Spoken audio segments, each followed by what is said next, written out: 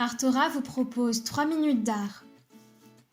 Je suis Ambre Gonnet et aujourd'hui, nous allons parler de l'histoire de la construction du dôme de la cathédrale Santa Maria del Fiore à Florence. Nous sommes en 1418. La ville de Florence est l'une des villes les plus importantes d'Italie.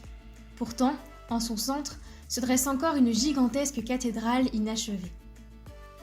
Construite entre 1295 et 1367 par l'architecte Arnolfo di Cambio, le dôme qui doit surmonter la gigantesque croisée du transept et de la nef n'a jamais été élevé. Et l'architecte est mort sans dévoiler comment il comptait le réaliser. Si on ne peut pas le construire, c'est à cause de l'impossibilité d'ériger, comme le faisaient habituellement les bâtisseurs de cathédrales, un cintre de bois sur lequel modeler la voûte. En effet, la base octogonale, avec ses 42 mètres de diamètre, était beaucoup trop large pour une telle entreprise. Afin de terminer la construction de la cathédrale, la ville de Florence organise en 1418 un concours, ouvert à tous les architectes de la région. Il est gagné par un certain Filippo Brunelleschi, et contrairement aux autres concurrents, il n'est pas architecte. C'est un orfèvre de formation.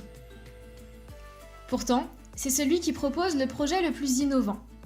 Pour pallier à l'impossibilité de créer sa voûte autour d'un cintre de bois comme on le faisait à l'époque, il imagine tout un système d'échafaudage autoportant, construit au fur et à mesure de l'élévation de la voûte.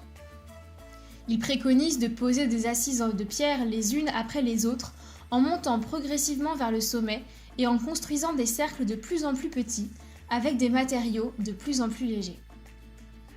Aucun détail n'est laissé au hasard pour garantir la solidité de la voûte.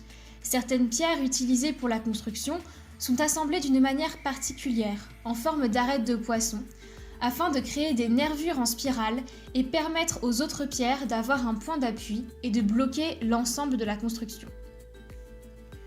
Ces méthodes de construction révolutionnaires pour l'époque ne sortent pas de nulle part.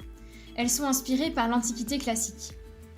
Brunelleschi a voyagé à Rome, où il a pu observer les plus remarquables monuments de la Rome antique, comme le Colisée.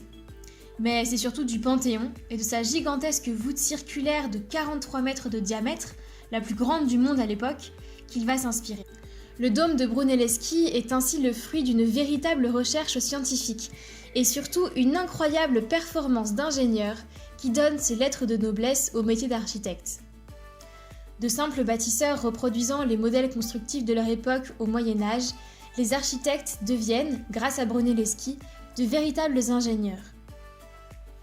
En 1436, la cathédrale est finalement terminée et consacrée par le pape.